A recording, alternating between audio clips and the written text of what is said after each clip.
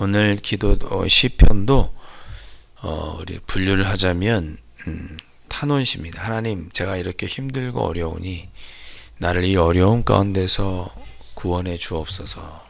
그런 하나님께 자기 어려움을 아뢰고 구원해 주시기를 탄원하는 그런 시, 그래서 탄원시 이렇게 구분을 합니다. 근데 오늘 말씀은 뭐라 그럴까요? 속히 구원해달라는 표현이 1절에도 나오고 5절에도 두 번이나 나오죠. 속히 도우소서, 속히 임하소서, 지체하지 마소서.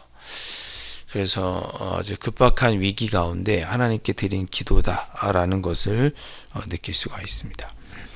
자, 어떤 마음으로 또 하나님께 간구하느냐. 1절 말씀 보시면 이 시는 다윗이 지었다라고 되어 있죠.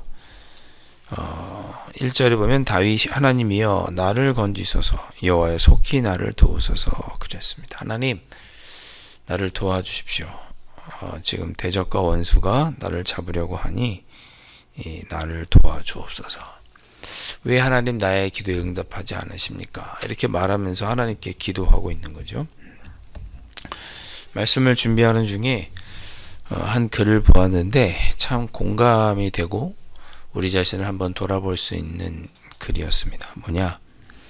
미국에 있는 한 목사님이 쓴 글이었는데 내용이 그런 것입니다. 나는 이제 그분이 쓴 글은 그래요.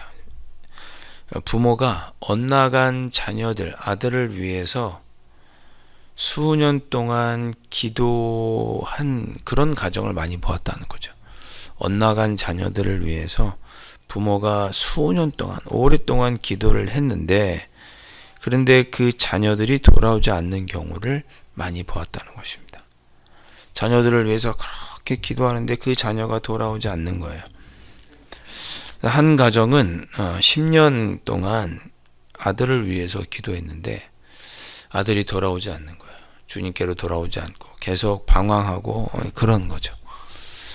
그래서 왜 하나님께서 우리의 이렇게 오랜 기도에 응답해 주지 않으시는가? 사랑하는 자녀들의 문제라면 하나님께서 속히 응답해 주기를 바라는데 왜 하나님께서 우리 아들을 이렇게 돌아오지 않게 하시는가? 우리 아들이 이렇게 엇나가게 하시는가? 10년이나 기도했는데 응답하지 않으신가 하다가 10년 정도 이르러서야 그걸 깨달았답니다. 뭐냐? 엇나간 사람이 아들만이 아니라 나도 엇나가 있었다는 것을 깨달았답니다. 그러니까 변화받아야 할 사람은 아들만이 아니고 내 안에도 영적인 하나님이 변화시켜 주셔야 할, 변화되어야 할 모습이 내 안에 있었다는 것을 그제야 발견한 거죠. 그 전까지는 아들이 변화되기를 바라는 마음으로 기도하고 그래서 기도의 응답을 받지 못했는데 이제는 내가 변해야 한다는 것을 깨닫고 하나님께 나 자신을 변화시켜 달라고 기도하기 시작했다. 나의 기도가 달라지기 시작했다라고 하는 그런 인터뷰를 했던 미국 목사님의 그런 글을 보았습니다. 마음에 참 많이 와닿았습니다. 우리는 어떤 문제를 향하여 하나님 이 문제를 해결해 주시고 나를 힘들게 하는 이 사람을 변화시켜 주기를 원하는데 어쩌면 문제는 이제 나한테 있었던 걸지도 모른다는 거죠. 내가 변화되고 내가 하나님 보시기에 기뻐하시는 모습으로 살아야 하나님께서 응답해 주셔야 할 것들을 나는 그대로 있는 채 다른 상대방과 그 상황만을 놓고 원망했던 적이 있고 기도했던 적이 있지 않았나. 그런 상황에서 기도하면서 응답이 없다고 하나님을 원망하진 않았나. 그런 생각을 해보게 됩니다. 우리도 이렇게 하나님 속히 도와주십시오라고 하나님께 간구하는데 기도하기 이전에 나는 하나님 아버지 앞에 올바른 모습인지 한번 돌아보는 일도 우리의 기도가 응답받기 위해서는 중요하겠구나. 자, 그런 생각을 해보게 됩니다. 자, 2절 말씀 보시면 나의 영혼을 찾는 자들이 수치와 무한을 당하게 하시며 나의 상함을 기뻐하는 자들이 뒤로 물러가 수모를 당하게 하소서. 나의 영혼을 찾는 자들, 나의 상함을 기뻐하는 자들, 다 나의 대적이죠. 그들이 수치를 당하게 하시고 무한을 당하게 하시고 수모를 당하게 해주십시오. 예.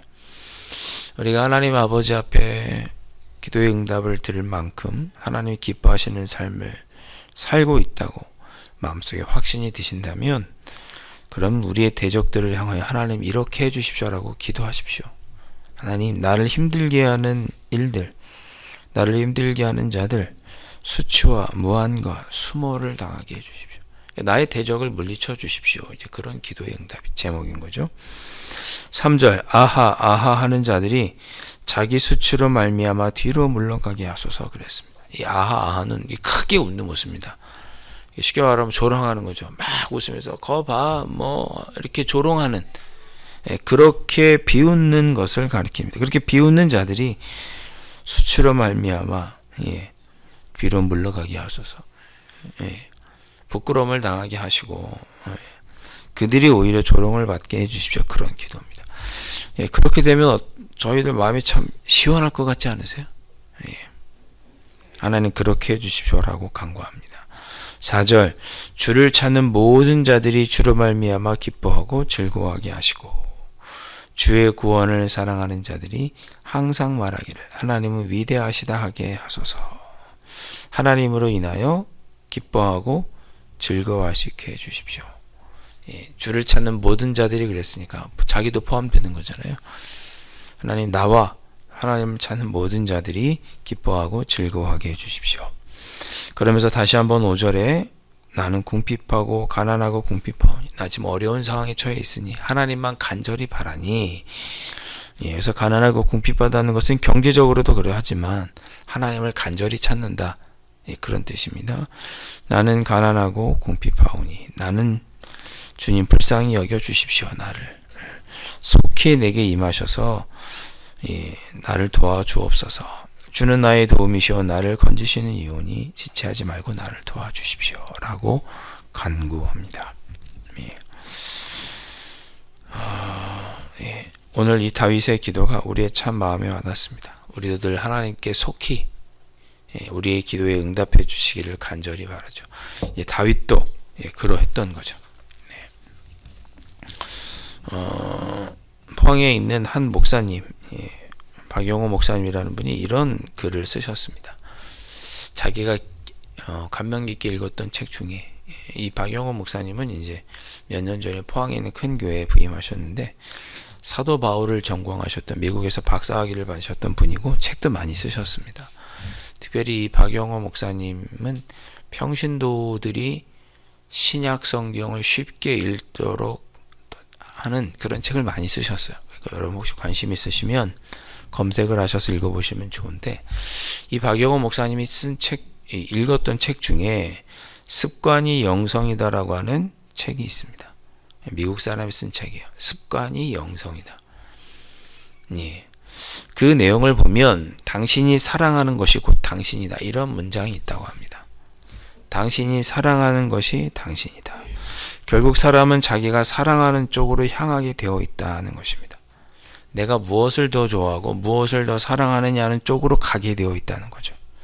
우리의 신앙, 우리의 믿음이라는 걸 뭐예요?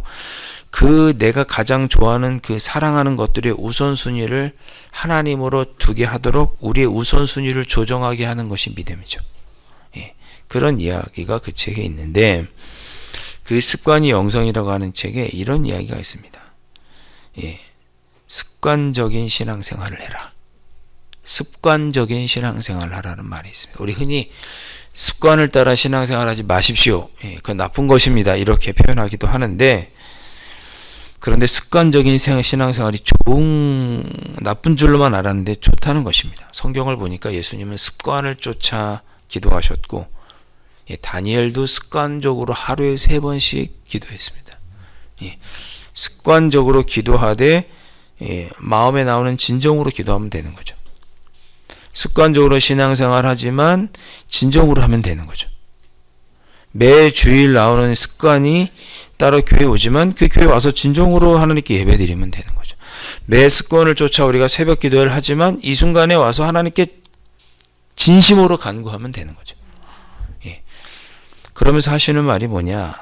다니엘이 어떻게 사자굴에 던져서도 살아갈 수 있었느냐? 예. 그가 습관을 쫓아 하루에 3번씩 예루살렘을 향하여 기도하고, 심지어 몰래 기도하는 것도 아니죠. 서서 소리를 내어 기도하죠.